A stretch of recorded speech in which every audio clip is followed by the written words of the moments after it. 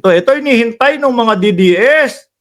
Oh, alam ko ito yung hinihintay ninyo, di ba? Ito na, ito na, ito na. Huwag kayong mainip. Gagalit kayo agad.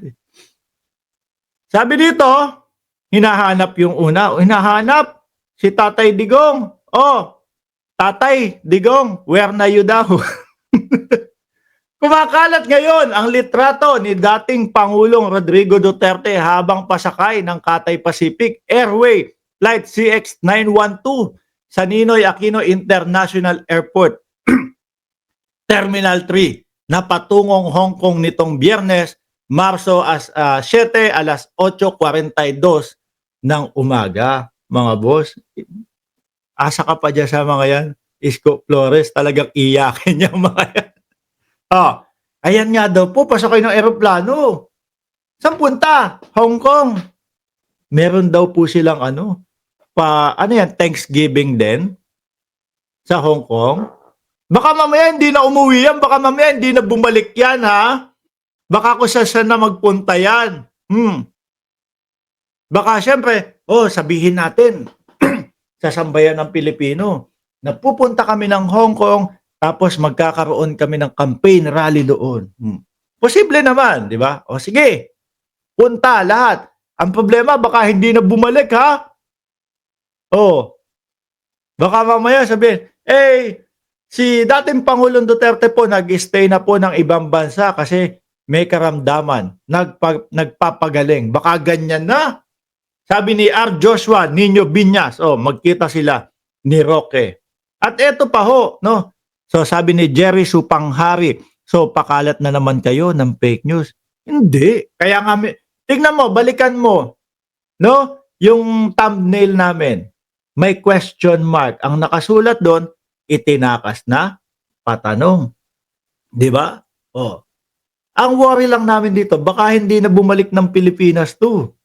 Baka magtuloy-tuloy na tong lumabas ng bansa. Di ba? Addictus Rex. Salamat sa iyong like.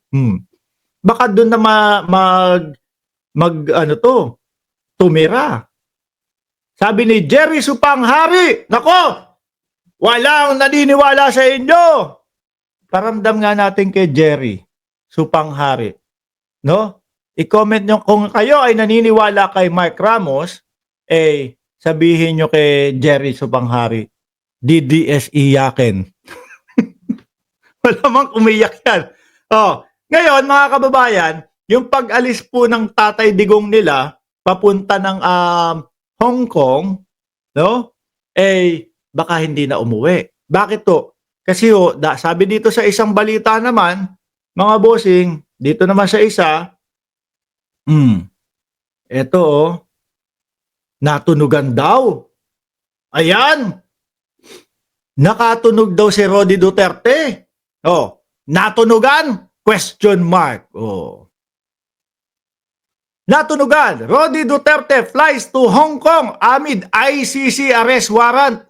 Humors. Hindi kaya talagang yun yung dahilan? Iyakin ka daw, Jerry, Iyakin daw kayo mga DDS. Paano yan? Rodi Duterte flies to Hong Kong amid ICC arrest warrant. Humors.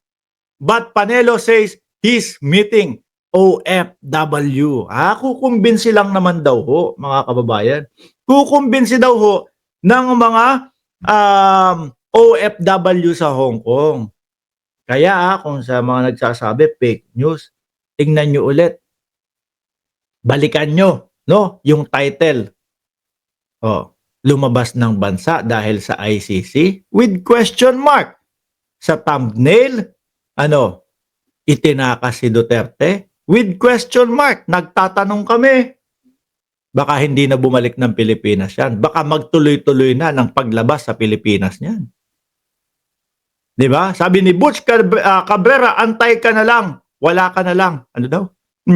Former President Rodrigo Duterte flew to Hong Kong on Friday, March 7, amid growing speculation about the possible issuance of an international criminal court arrest warrant against him. Kaya naman kami napatanong kung itinakas dahil din po sa balita na ito. Ayan o. Doon sa mga nagsasabi, nasaan na ang ICC? Eh mukhang eto na nga din siguro yun. Sabi ni Jet Pangan, nagkabayaran na, ibebenta na ang Palawan. Una na, West Philippine Sea. Naku, tama ka dyan, Jet. No? Doon sa sinasabi niyang Palawan.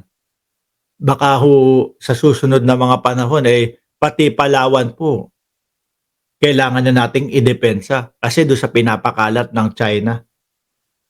Sa pinapakalat ng China, na kanila daw po ang Palawan nung unang panahon.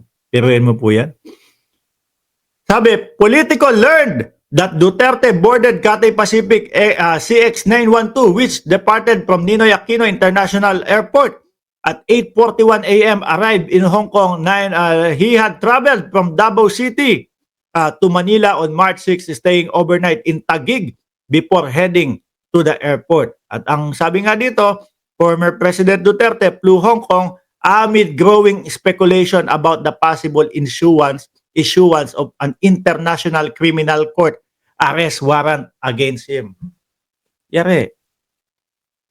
Pinagbabantaan? May nagbabanta dyan? Natakot na. Ayoko na po mag-vlog. Natatakot po ako sa mga DDS. Nagbabanta na po sila. Papatayin po nila ako. Wawa. Inan nyo talaga.